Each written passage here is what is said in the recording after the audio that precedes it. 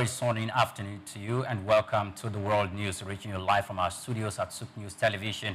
I'm Oyin Priye Krumale. Let's begin with today's top stories. Former President Buhari'S bodies arrive in Daura, Katsina State for final burial rites. President Tinubu orders full compliance with new United States visa policy. Members of House of Representatives have said that the PRA 2021 bill attracts $16 billion of investment into oil production in the country. And electricity distribution company says the revenue soars by 40% year-on-year in April as monthly billing hits 257.5 billion naira.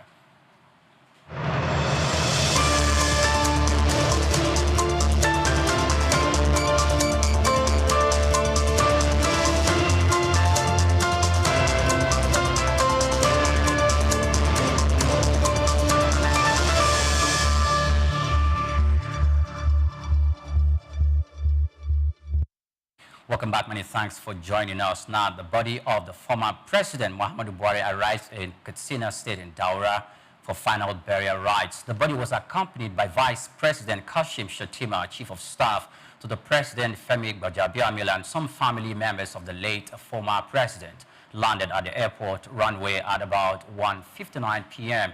Governor Diko Rada of Katsina State and members of the Katsina State Executive Council, the Deputy Senate President Barao Jibril, among others, and the dignitaries were on ground to receive the corpse alongside some family members of the late former president. Buhari's remains will be taken to Daura, where he will be buried after receiving a military farewell. President Bola Ahmed Tinubu has also arrived in Katsina State, northwest Nigeria, for the burial of his predecessor. Muhammadu Buhari Tinubu's plane touched down at the Katsina airport at 01:50 p.m. on Tuesday. The president was received by top government functionaries, including governors and ministers. In light of recent modifications to the United States visa issuing procedures that impact Nigerian nationals, President Bola Tinubu has instructed all pertinent government agencies to guarantee complete adherence to the international standards. Days prior to the instruction, the U.S. Department of State revised its non-immigrant visa guidelines for a number of nations, including Nigeria. The majority of non-diplomatic, non-immigrant visas granted to Nigerian nationals will now only be good for one entrance into the United States and have a 3-month validity period under the new regulations. The modifications were implemented promptly, according to reports. Now, more than $16 billion in investment pledges and notable increases in oil output have been attributed to the passage of the Petroleum Industry Act, according to the House of Representatives. This was said on Monday in the Federal Capital Territory during the 2025 General Counsel and Legal Advisors Forum for Midstream and Downstream Petroleum Regulatory Companies in Nigeria, which was hosted by Benjamin Kalu, the Deputy Speaker of the House of Representatives. The subject of the event, which is hosted by the Midstream and Downstream Petroleum Regulatory Authority, is advancing a collaborative compliance culture in Nigeria's midstream and downstream petroleum sectors. According to data that is currently available, Nigeria's earnings from the export of gas and crude oil was 50.88 trillion naira in 2024, and it is expected to increase by the end of 2025, according to Kalu, who was represented by Honorable Ugochinyere Ikenga, chairman of the House of Representatives Committee on Petroleum Resources Downstream. The impact of the PIA 2021 was evident within 2 years of its adoption.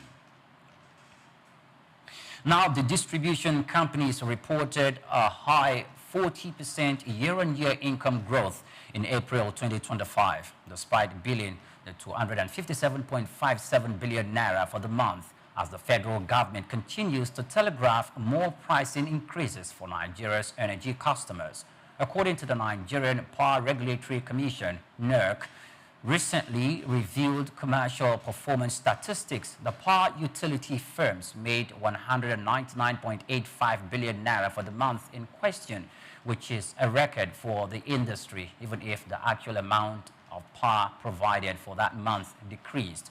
The development, which occurred precisely 1 year after the implementation of the so-called Band A tariff system, indicated the increasing influence of the rises and improvements in collection techniques.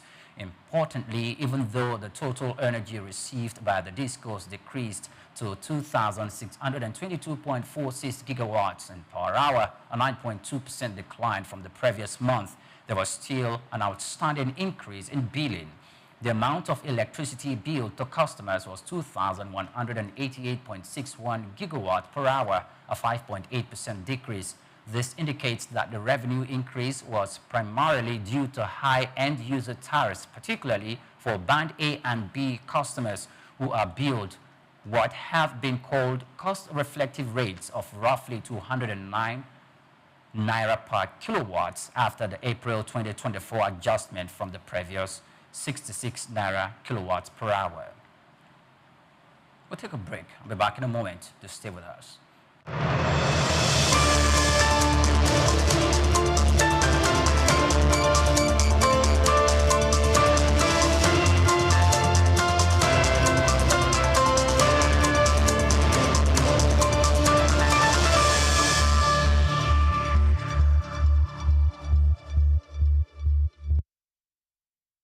Lateef Jakande. Born Lateef Kayode Jakande in the Ekpetedo area of Lagos Island, Lagos State on July 1929. He studied at the Lagos Public School at Enowa, Lagos Island, then at Bonham Memorial Methodist School, Port Harcourt, King's College, enrolled at Ilesha Grammar School, where he edited a literary paper called The Quarterly Mirror. Jakande began a career in journalism in 1949 with the Daily Service and joined the Nigerian Tribune in 1953. The owner, Chief Obafemi Awolowo, appointed Jakande editor-in-chief of the Tribune in 1956. Jakande established John West Publications in 1975 after leaving Tribune and began to publish the Lagos News. He served as the first president of the Newspaper Proprietors Association of Nigeria, NPAN. Jakande ran for election as executive governor of Lagos State in 1979 on the Unity Party of Nigeria platform. His administration was effective and open and implemented the cardinal policies of his party. He introduced housing and educational programs targeting the poor, building new neighborhood primary and secondary schools, and providing free primary and secondary education. He gave poor people's children education, and many of them are now very prominent in the society today. Jakande established the Lagos State University and constructed over 30,000 housing units. After the military takeover in 1983, Jakande was charged, prosecuted, and convicted of treason and later pardoned. He served as Minister of Works under the Sani Abacha military regime. He died in Lagos on February 11, 2021. Lateef Jakande was the first civilian governor of Lagos State. Lateef Kayode Jakande. Sook enlightenment.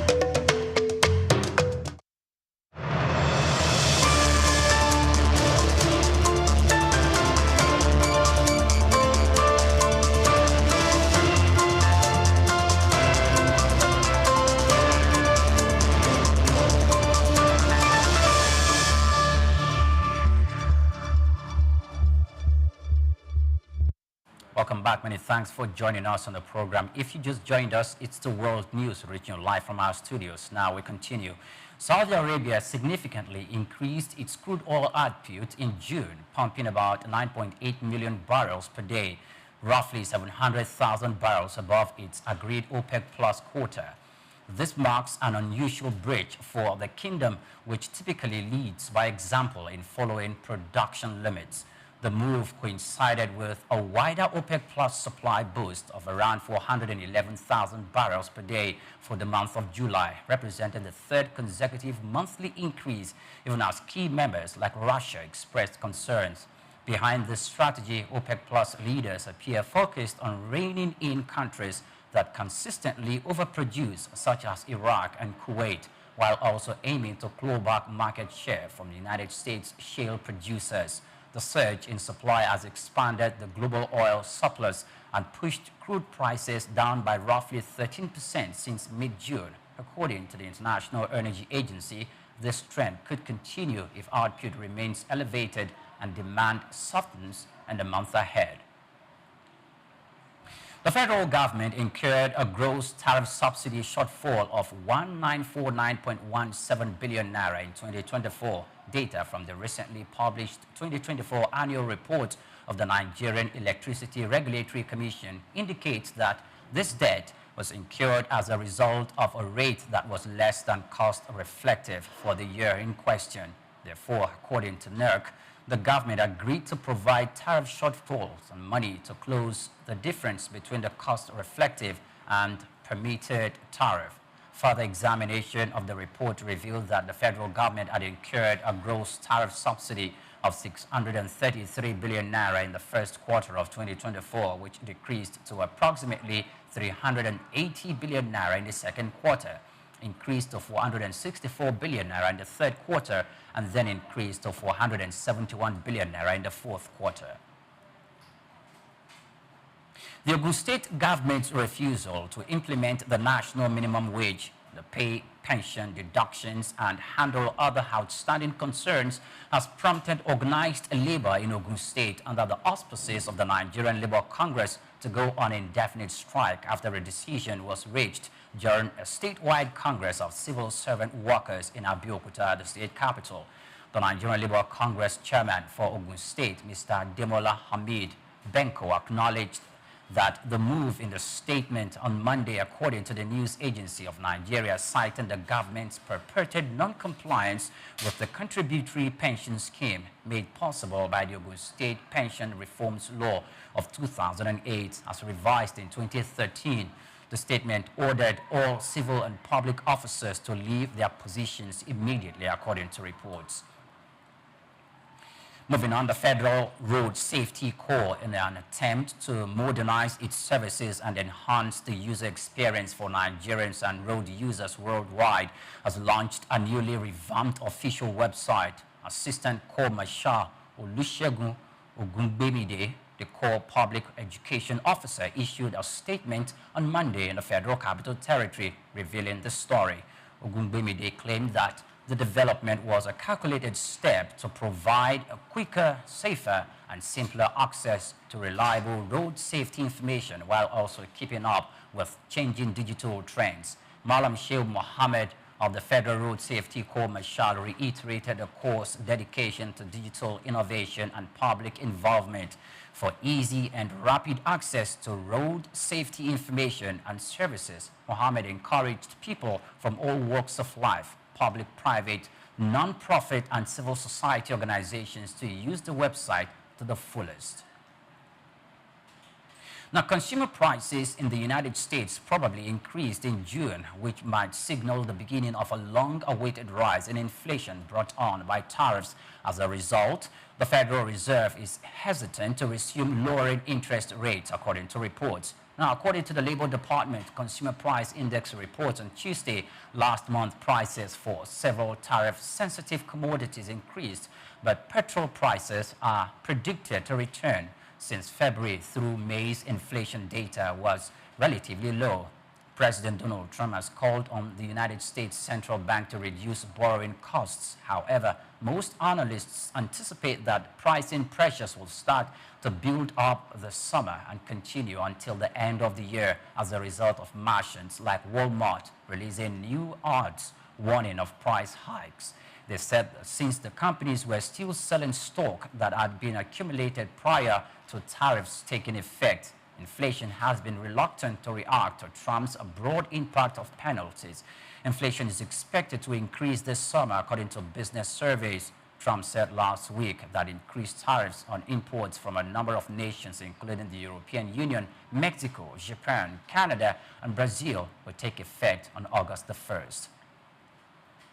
Now, new projections from the High Commission for Planning predict that Morocco's GDP will grow by 4.4% in the third quarter of 2025. The forecast shows that consistent momentum from the beginning of the year, even though growth would slow down a little from earlier the month. Domestic demand is still a major factor, according to the HCP.